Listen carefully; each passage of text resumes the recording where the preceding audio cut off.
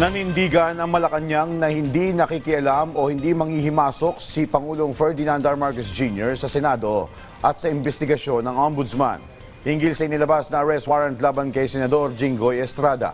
Nagbabalik si Clazel Pardilla.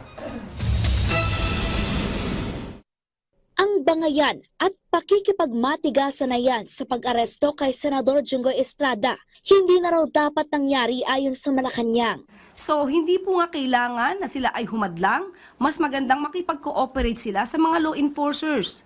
Yun po ang tamang proseso at yun po ang may paggalang sa bawat institusyon. Imbes na sumuko ayon sa Malacanang, kinailangang arestuhin si Estrada na tila gwinadya ni Senate President Alan Peter Cayetano at iginiit na hindi dapat ipatupad ang warrant of arrest sa loob ng Senado. Kung ang isang senador ay involved sa isang crime at may warrant of arrest at ang crime na to, ang penalty ay maaaring imprisonment of more than 6 years, alam nila na pwede itong arestuhin.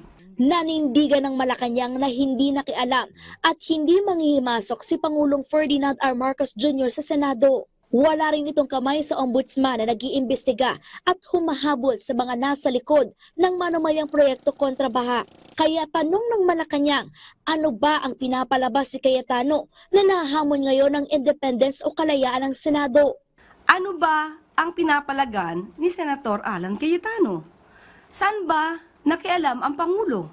Papaano magkakaroon ng pagtutulungan, kooperasyon ang bawat sangay ng gobyerno kung merong magmamataas, merong hindi tutupad sa batas, at merong maghahari-harian?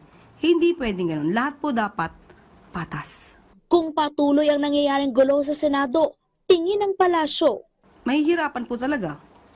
Hindi lang mga Pangulo, kundi ang taong bayan. Apektado ang taong bayan dito. Pati po ang ekonomiya ay maapektuhan sa ingay at gulo sa Senado. Samantala, tumanggi naman ng Malacanang na kumpirmahin kung umatras si Vietnamese President Solam sa kanyang dapat sanay pagbisita umano sa Senado dahil sa tensyon doon. Clazel Pardilla para sa Pambansang TV sa Bagong Pilipinas.